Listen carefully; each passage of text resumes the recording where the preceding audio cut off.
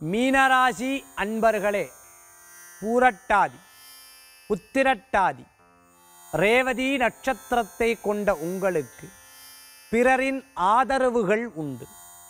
பிறரின் நம்பிக்கைக்கு ஏற்றாற்போல் நடந்து கொள்வீர்கள். தொழிலில் பெரியவர்களின் நட்புகள் உண்டாகி கொடுக்கும்.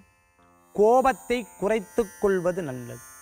வீட்டில் இருப்போருக்கு உங்களுடைய சந்தோஷமான வார்த்தைகள் மட்டுமே உதவிகரமாக இருக்கும்.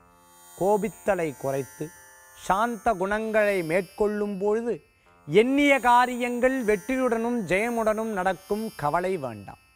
இன்றைய தினம் குழந்தைகளுக்கு படிப்பில் முன்னேற்றம் காணக்கூடிய நாள்.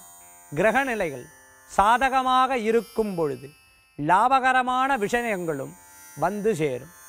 வெளியூர் பிரயாணம், மேற்படிப்பு படிப்போருக்கு, ஆராய்ச்சி கல்வியில் ஈடுபடுவோருக்கு, தொழில் கல்வி படிப்போருக்கு நல்ல முன்னேற்றம் காண்பீர்கள்.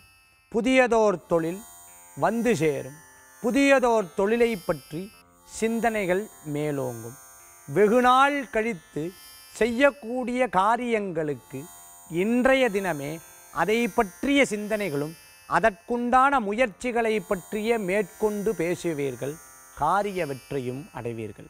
தாய் தந்தையர் வழியில் உடல் நலம் காப்பீர்கள். இன்றைய தினம் உங்களுக்கு விசேஷகரமான தினமாக அமைத்து கொடுக்கும். இன்று நீங்கள் வழிபடக்கூடிய தெய்வம் சிவ வழிபாடு விசேஷ வழிபாடாக அமைத்து கொடுக்கும்.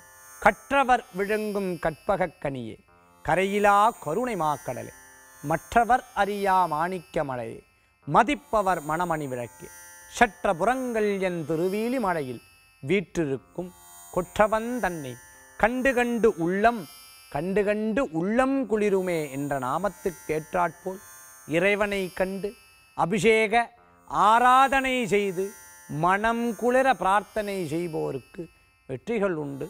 கவலைகள் இல்லையப்பா.